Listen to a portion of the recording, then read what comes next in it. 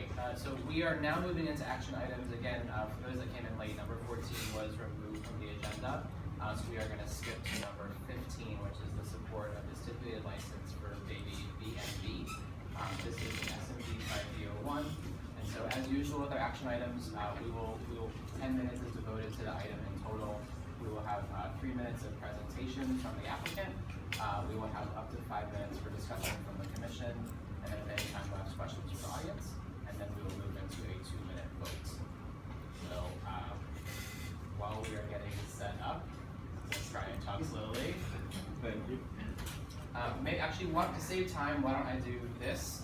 So this is in Commissioner Lewis's area, which is 5001. Commissioner Lewis is not here. She did ask that we share a letter that she sent to the commission and that it be read aloud. So if there are no objections, I'll maybe just read this letter aloud to save time while you're getting set up. So the letter was sent on Saturday the 7th, and it said, "Hello, commissioners. As you might be aware from previous years, this is why she's not here. I'm going to skip. Gina Shersavani is the owner of Baby B&B LLC, who is the applicant for the stipulated license. Ms. C has been a tenant operating her business at Union Market since 2012. She operates the booth called Buffalo and Bergen Soda Shop inside the market building, as well as an outdoor booth along Neo Place from spring through fall. Her business outside the market along Neo Place has been very popular the last 3 years. She serves food and drinks from the outdoor space, as well as has picnic table seating and outdoor games that everyone enjoys. This year, she would like to expand her outdoor operation down Neo Place to a vacant lot at the intersection of 24th Street and Neo Place. This is a vacant lot between the new Italian restaurant Mazzeria that opened in August 2015 and the planned 1270 4th Street Northeast development. The lot currently sits unused. As you know, the market has become very busy, especially on the weekends, and especially the outdoor area along Neo Place. The outdoor area in front of the market is a wonderful, well-used community gathering space. At the same time, it can be quite crowded. Edens feels that expanding Miss C's operation to this vacant lot on 4th Street will create additional community gathering space in the Union Market area for people to enjoy in the spring and fall. Edens originally anticipated that Miss C would simply use her existing Abra license for the expanded operation on 4th Street. They had those discussions with Abra initially, which is the alcohol board, but after a few discussions, they preferred that she obtain a second license, so they started that process immediately. Due to the timing, without a stipulated license, the business would not be able to open until well beyond Miss C's targeted opening of Memorial Day weekend, likely as late as mid-late July, if not later. Considering the short-term seasonal nature of this outdoor space and that it is only next year the construction next door will occupy the area, waiting until July to open would not make sense financially, as Miss C's plans to make substantial improvements to the vacant lot to make it into a welcoming community gathering space. Last paragraph. Miss C's has operated her business at Union Market now for nearly 4 years and has been an excellent tenant, serving the community not only through her business, but also in her participation in many of our community events. For example, the drive-in movies, which she has played a large role coordinating. I hope that my colleague will vote in support of granting a stipulated license to Baby B&B, a well-regarded reputable business at Union Market now for several years, and thank you for your consideration. So with that, thank you for being with us.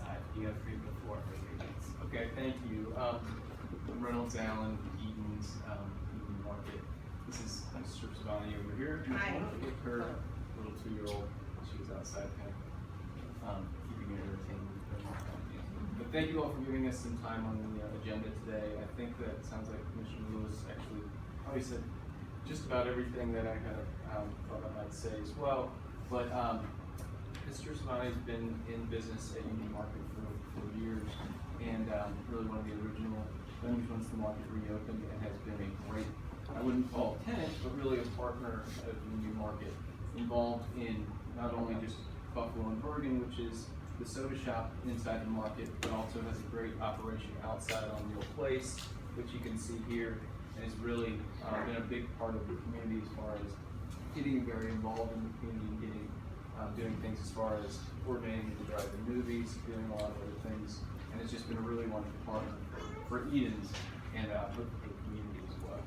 So, with that said, Mr. Savani is asking for this commission's support for stipulated license. She currently has an alcohol license to operate her businesses both inside and outside the market. The market itself become very busy, especially on the weekends, and Neo Place, which is the area in front of the market, has really gets pretty crowded, but it's turned into a really great kind of community gathering place. You can see some of the pictures and so on. But what we'd like to be able to do is create a second kind of community gathering place over really from Memorial Day through till while the weather's nice in this vacant lot. So extending it down Neal Place to this vacant lot on 4th Street and creating another nice, taking what is a vacant kind of parking lot and turning it into a nice area with picnic tables and outdoor games and things like that, just to make it another community gathering place. So I think that I could probably just leave it at that. I think this Commissioner Lewis kind of covered the rest of the points. But if you've got any questions, you can ask me or Mr. Zioni's here as well. Thank you. And so what we'll do if you're done the presentation, just as a reminder for commissioners, so we're now going into 5-minute discussion. I forgot to say this at the beginning, but unless there are any objections, we will stick with 1-minute rounds per commissioner. So I would ask that you not sort of, that every commissioner has their first right, and then if you have additional questions, we can follow up with additional rounds. So with that, we're going to start with 1-minute rounds. If there are any questions from commissioners, Commissioner Henderson. Yes, have there been any issues or with the police or with AGRA? No, Or any complaints, any noise complaints or anything that raises concern about how the business is operated? no, Mr. Zioni's license has been really standing and no complaints. 7 years. No fines, no complaints, nothing? No, I have two, sorry, I was a partner at Hank's Oyster Bar prior, and then I opened my own business as a sole owner. So for 4 years, nothing, which is great, because we're just really part of the community. I've been on Capitol Hill for 14 years, so most of the people that come to Buffalo Bergen Union Market and to Suburbia are now people that I've known. I've lived at 4th Street for literally 14 years now. I went to school at University of Maryland, so I've been in this area 21 years, and I'm only 39 years old, so I pretty much spent half my life right here. So everybody, we know everybody, and it's very orientated more towards something to do with your family than having like a social life with your kids, than being alienated from everything, which is like seems like what happens to you when you have children. You're supposed to hide in your house for the next 18 years, and this is a way to come out of your house and be part of the community and socialize and not be like, ostracized because your kid's screaming and trying to keep your toddler very quiet in the ANC room. I'm sorry. She's doing great. So that's really what it is. Commissioner Shropshire. Will there be any type of restrictions on the use? Like, will people have to patronize your business in order to, like, hang out there? Like, if they're at Union Market, will they No. also be a part of that? No, so the garden, so it's a tap and garden. So the garden itself is, it's a variety of different fruits and vegetables and stuff that you can actually grow within like containers. And we have a couple of local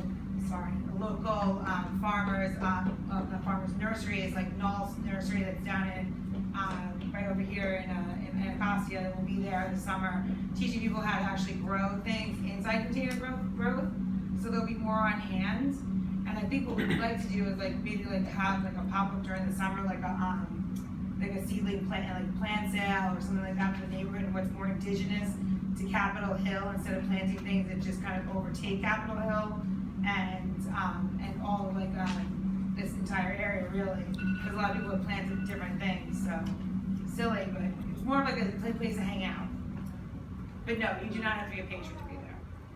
Any other commissioners? So, yeah, so is this license a temporary license just for this period? So when this built, you're saying you're on a lot, it's going to be developed? It is on a lot that will be developed at some point. Okay, so when the lot is developed, will the license expire? Because you asked for a temporary license just for this location, right? Because you already have one for inside of the market Yeah. and outside. So it's not it's still, you said you want a stipulated license, but it's really a temporary license. It essentially Will it be is a temporary license, and essentially it's really an outdoor venue, so it'll just be well recognized, and then the license itself will expire on the regular term of the license. The stipulated license is that the timing to obtain the license is too long, kind of under the normal process, and that's what I would make the request to go through a stipulated Cause I wonder, is there any way we can ask for the license to expire when the lot goes? So we don't have an additional license floating around in the market that we don't know where it might go. That would be my concern. Well, to that question, the licenses are address specific, so that we wouldn't be able to take it and move it to something. This isn't a vaulted license, I know what he's talking about, this isn't the same thing. So, I know what you're saying, it could just go somewhere else and just have a new address on it. It's not the same thing, it's a conditional one use for this, we actually had to get it for 1300, 4th Street. That's a question. I've got How you we're doing? gonna do commission questions first, and then we'll take time for audience questions. So, I see you, I've got a question, we'll do round first. So, one, I would just like comment that I was actually there this weekend and would definitely agree with the family nature of it. It was awesome to see that. I sort of building on Commissioner Lee's question, I'm a little bit unclear about, I think this is what you're saying, Commissioner Lee, what exactly happens to the license when this moves from being on a vacant lot to in building, as Commissioner Riggs was saying? Oh, okay, I understand the question. So the license itself is to operate, and it's very specific to this use. It can only be with this use, it has a certificate It's a of Class occupancy. C tavern, right? Yeah, and well, in this license, it has to be, we have a certificate of occupancy, you have to go through the Department of Health inspection, everything, all the licensing is all related to being an outdoor venue, picnic tables and umbrellas and those kinds of things. So it would not be able to be something you could take it and put right into a building. And is that what other type 405.1 means? I'm looking at the application. I'm asking because normally with outdoor things, right, there would be an endorsement for a summer garden or something like that, and that's not here, so I'm just curious.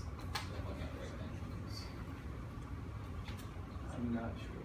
405, I'm not sure if that means capacity. But so the answer is that the license stays with the property. Yeah, the license is very specific to the property. We actually had to, this vacant lot did not even have an address, so we had to actually apply and get an address in order to file the application. Got it. This is our fifth, that will be our fifth round. Commissioner Henderson, first other question. Yes, can you please describe what steps you're taking to ensure that, given the family-oriented nature of your business, that you won't have any issues with juveniles consuming alcohol inadvertently on the premises or because of your business? Tell us what your plan is. So, well, strollers and stuff like that is not like, we have stroller parking, so that is, that's one for the parents, but then for juveniles, you're talking about more like 13, 14-year-olds and that kind of thing. Children. We have security that will be hired for that as well as regular staff. So there'll be staff, they'll have staff on the tables, and then we have 2 security guards at the front door that will make sure that that is under control for sure, as well as our regular hired bouncers within, but actual security guards. So that will not be, although our license is a longer license, our plan of operation is to 11 last call, because really at the market, after the market's closed, it's only really an hour or so that there's anything left. You know what I mean? It's really an overflow because the market is too busy. If the market space, if you've ever been there on a Saturday or Sunday, there's no place to sit. So this was the idea, was to kind of get people to walk over to 4th Street and get used to the fact that 4th Street is going to be holding more businesses and more communities over there, and it's not just an empty street. So you know what I mean? Because now that the cash and carry is gone, it's just an empty building. Please, sorry. So that was the whole thing. But yes, to answer your question, 2 security guards, as well as our staff, and then the tables will all have service at them. So it's not really a place where you could just, there's not gonna be a million, places to hide or something like that and guzzle it. You can't walk out, it's all fenced in. Does that make sense? It's got a huge fence around it. I think it's 10 feet, the fence. So with that, I saw 2 questions. So I'm gonna, unless we have objections, we can say we extend debate for about 3 minutes. There's no interest, so Mr. Prasan and then Inspector. I was just trying to answer a question. The certificate of occupancy that you'll need would be a temporary certificate of occupancy.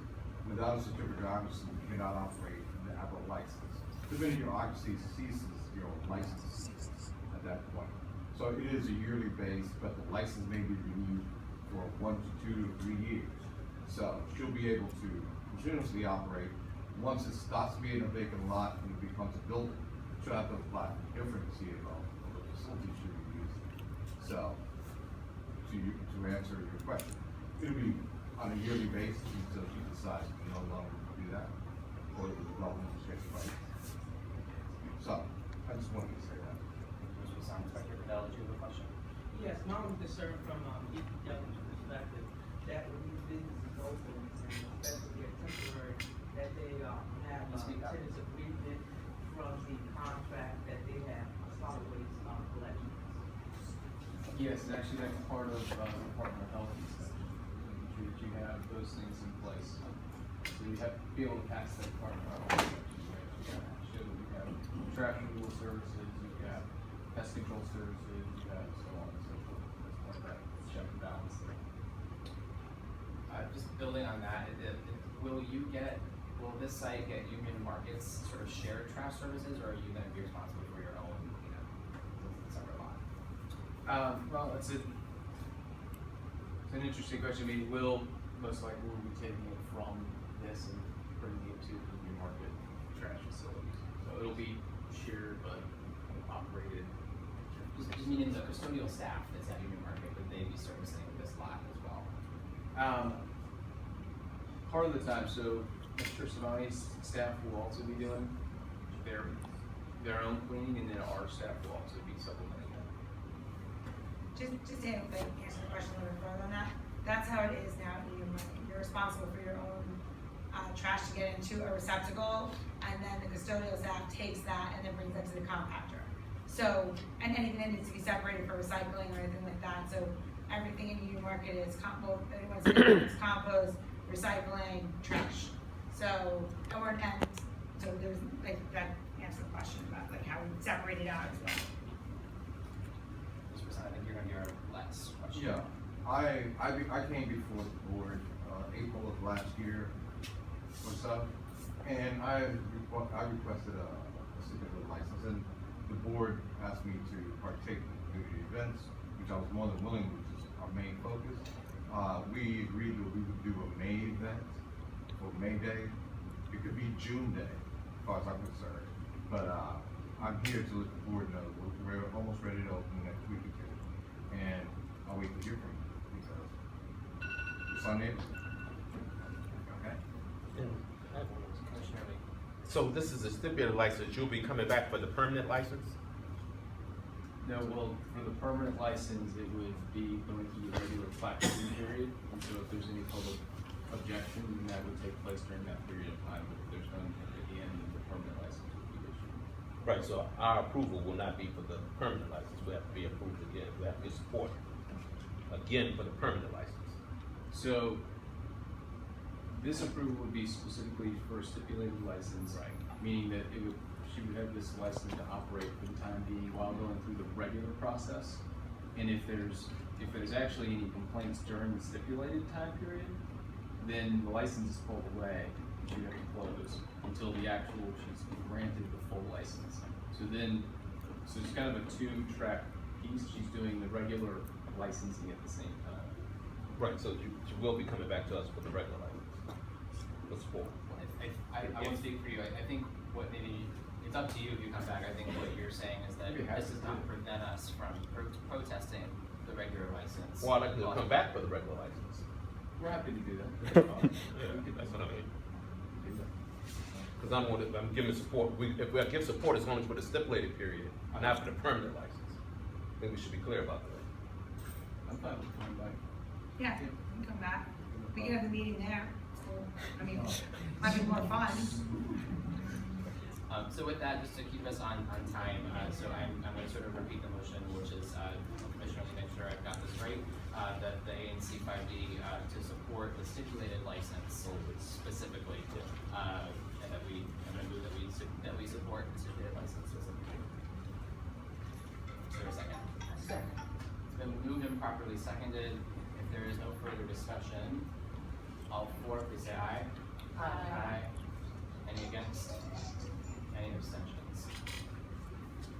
I count that passes 4-0-1. Thank you. Thank you very much for that question. Thank you very much.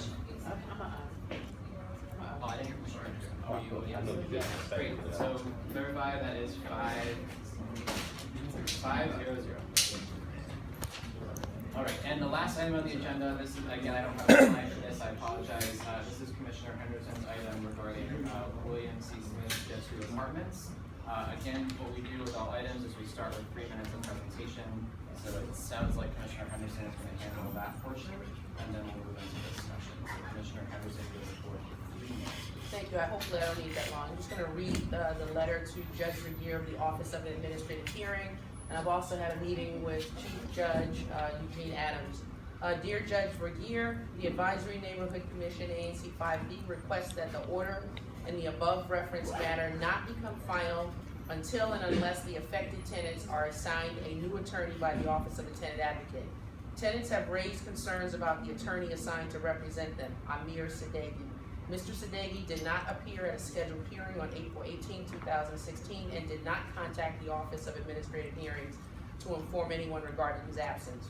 Since the missed hearing, Mr. Sadeghi claimed he did not know about the hearing despite the fact that it was included in a recent order to all tenants.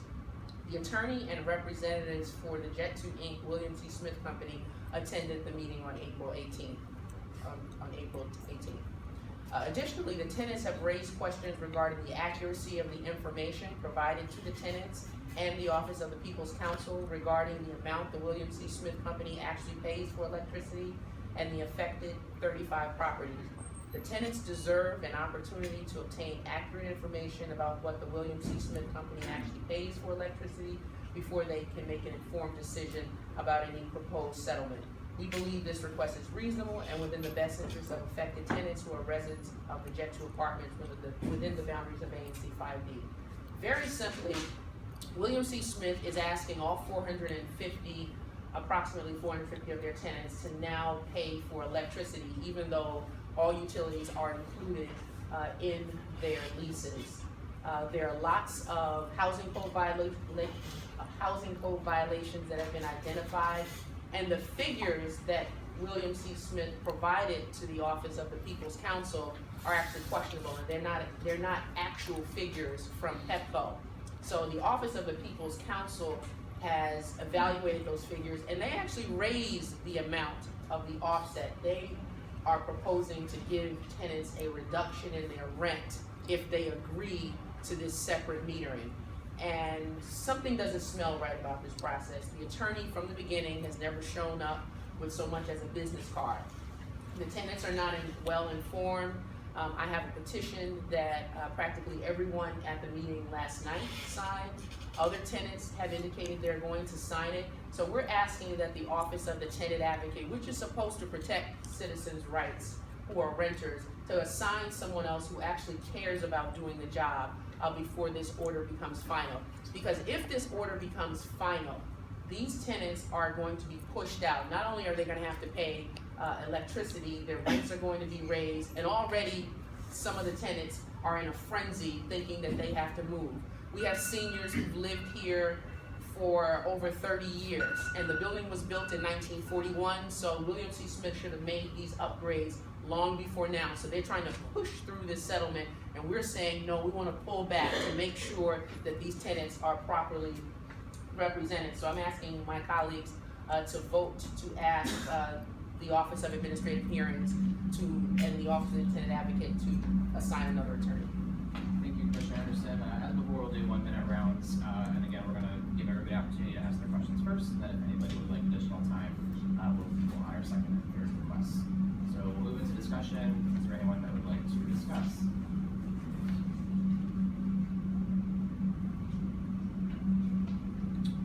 Okay, I'll start. So Commissioner Anderson, you mentioned that a petition was circulating. How many signatures are on that petition? So far, this is just from last night's meeting. Let's see. 1, 2, 3, 4.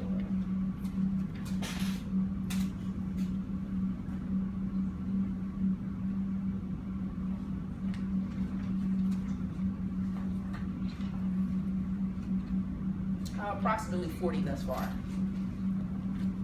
And then my second question is, from your perspective, if the commission, I'll ask both ways, what is the action that you're hoping occurs if this letter is sent, and conversely, if the letter is not sent, if we don't vote to do it, what are you Well, concerned? what's going to happen is there's a status hearing on Thursday, and the judge is proposing to make the order permanent to approve separate metering unless there are objections. There were objectors that attended the April 18th hearing, and certainly we want people to come on May 12th. But they're also saying, well, if there isn't someone from every building, they're going to make a partial settlement and agree that those persons that are not objecting from those buildings will be subject to paying electricity. Thank you. Any other discussion? I'm the ANC commissioner for Jet 2. I have already talked to the property manager in reference to this. I do apologize that she could not make it here tonight, but like I said, I have already talked to her.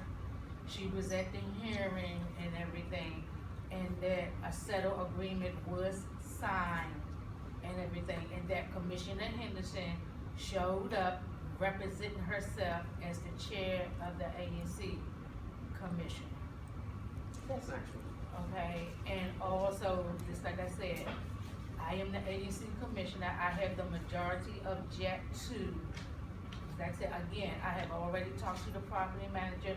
Matter of fact, they had already set up the meters for the electricity and everything, and that the president of the tenant association has already signed the paperwork. Well, first of all, that is not true. Wait, we're gonna do. I want to respond. On the April 18th, and the record is clear, I represented that I am the representative for ANC 5D05, and I represent 10 of the 35 buildings for Jet 2 Apartments. And it seems that, and it was actually very interesting last night at the meeting, because the only person who is supportive of this settlement agreement appears to be the president of the Tenant Association. Even members of the executive committee signed a petition to request a new attorney. There's some type of relationship that I don't know about between Mr. Sadeghi and the Tenant Association president that is not shared with everyone else. And other people don't have the faith in him that he has, that the Tenant Association president has. And we're simply asking that these tenants be offered an opportunity to have someone to represent them who cares about them. Because it does appear that this individual is not interested in doing the job that he should be doing.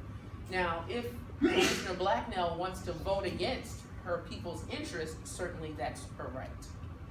Thank you, Commissioner Henderson. Any others, Commissioner Lee? So I'm reading this again. So what you're saying is this lawyer did not show up for one of the meetings. They're That's supposed to right. represent the tenant. Right.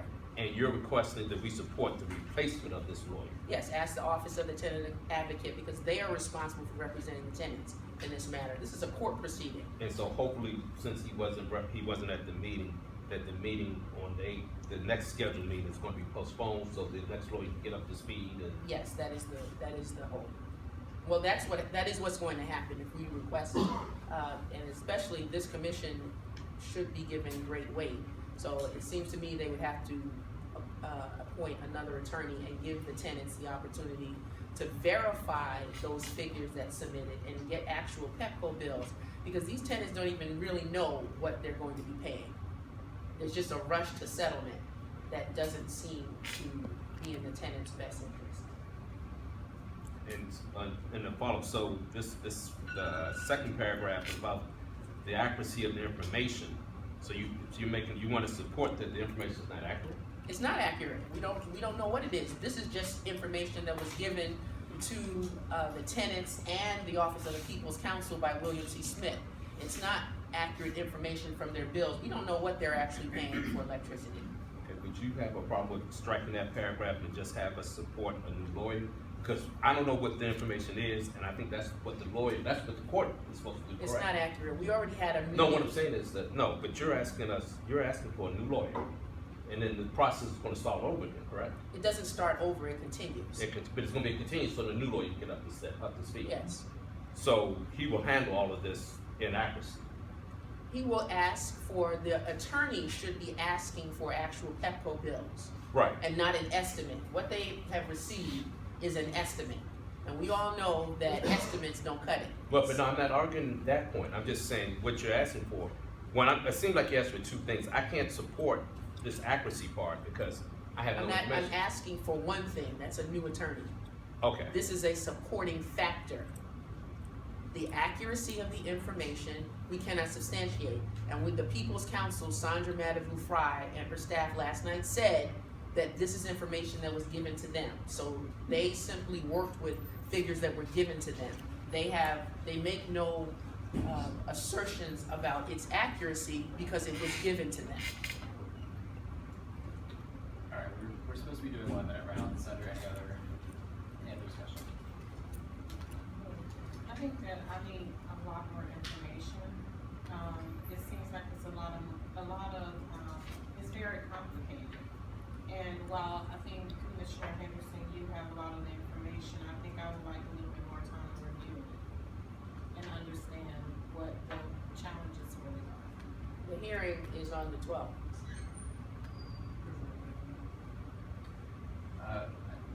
I'll get to you. Just one more question. So, I guess my question. So I would echo. I think what I've heard that I can understand. I think we can easily prove, like, if you've been to these meetings and are aware that the attorney did not show, that's a clear problem.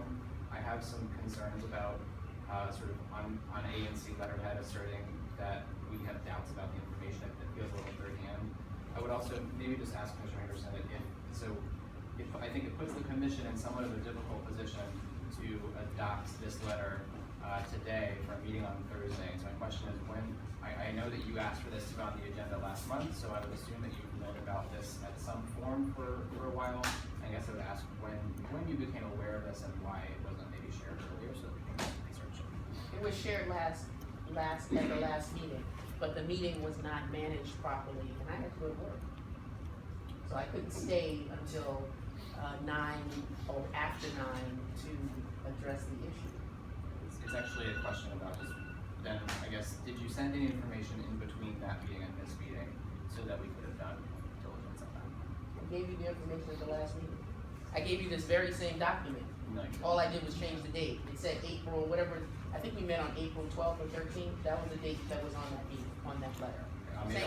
Same request. I'll ask a question to the commissioner. Commissioners, if you received this letter at the last meeting, could you raise your hand? No. No. Alright, sir, I think you had a question. Yeah, about what Commissioner Blackman was saying.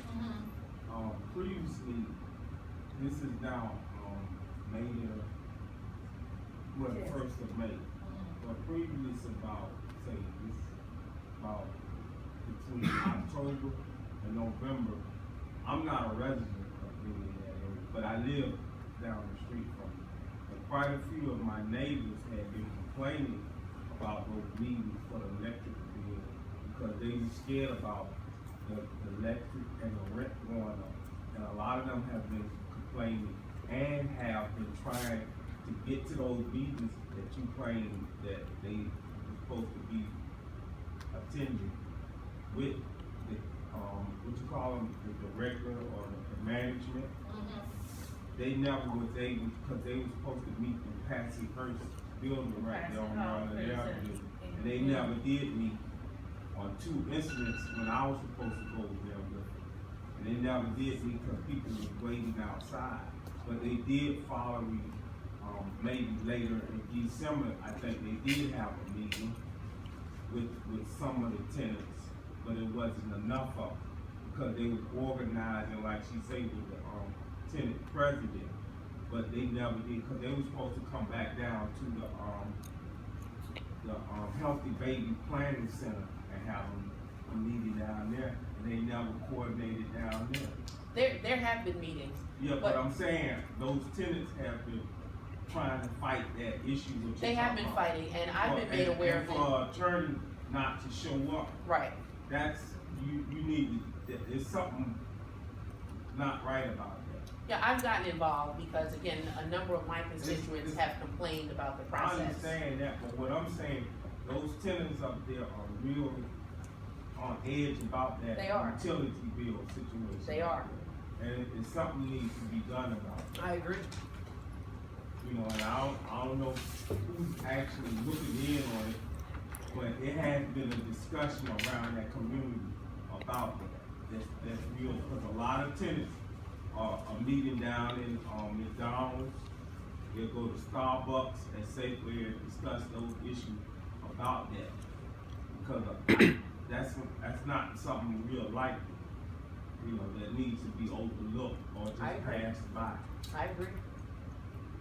Thank you.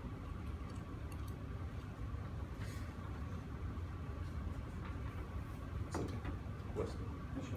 So Commissioners, would you be opposed to striking the second paragraph?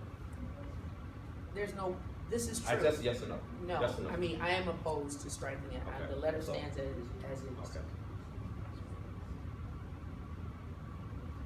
Commissioner Blacknell, could you share what you know about any of this?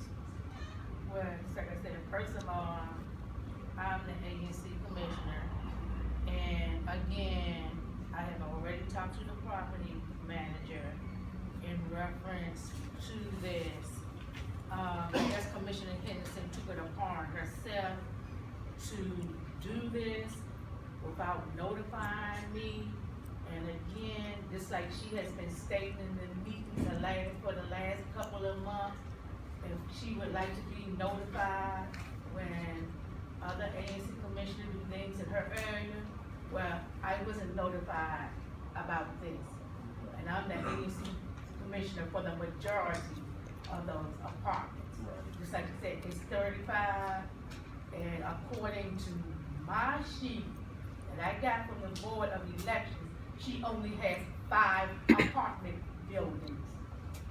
10. That involves there too. I'm not gonna go back and forth with her, but I done already talked to the property manager and everything.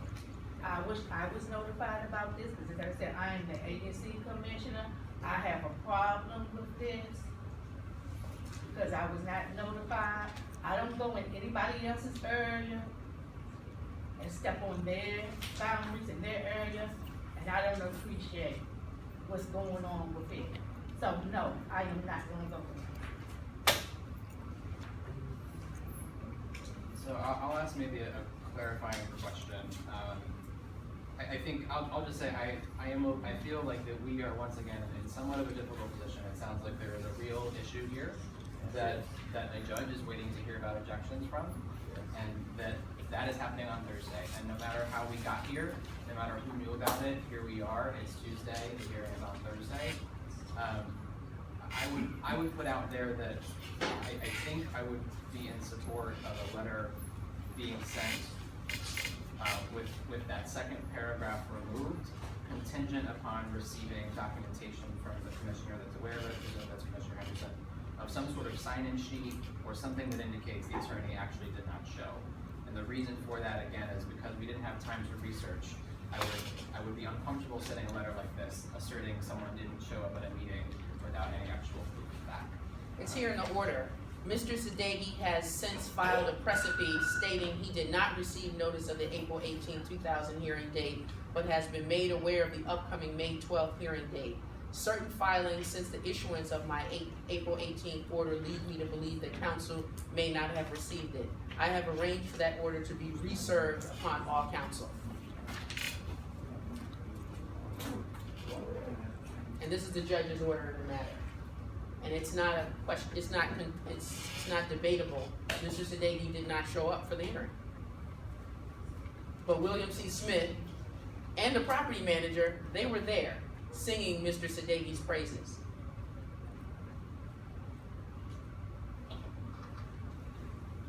there any further discussion from commissioners? No. Commissioner Henderson, would you like to, either, if there's not a motion to table, then. No, I put a motion that we support, the letter as stated, as read.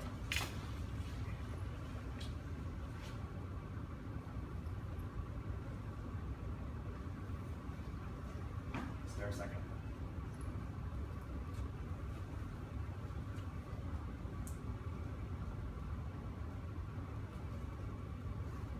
suggest a motion that we send a letter with the second paragraph removed, the additionally the tenants have raised. So my motion would be to send the letter with that paragraph removed and contingent upon Commissioner Henderson sharing that word that she just read aloud. Second that motion. It's been moved and properly seconded that we send this letter with the second paragraph deleted, and that letter will not be sent until we receive the word that Commissioner Henderson has just described. And moved and properly seconded that we do that. If there is no further discussion, all four, please say aye. Aye. Aye. Can you raise your hands? So is there a motion for a roll call vote? Roll call. Commissioner Shropshire? No. I will be voting yes. Commissioner Blackmiller? No. Commissioner Henderson? Yes. Commissioner Lee? Yes. There are 3 yeses and 2 noes, that motion passes.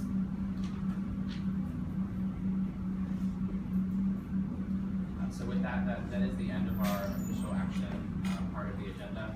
If there's no further business from the commission, we do stand adjourned until, And I'll give you a copy of the judge's order when I go outside and ask MPD to make it. I think well, to be clear, what I asked for is that we send to the entire commission.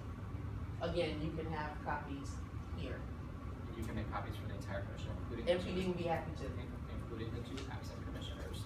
I would ask that you send it to the entire commission. Once that has happened, then we will send a letter. Well, I will send in the letter since reflecting the vote. So thank you, Mr. Roberts.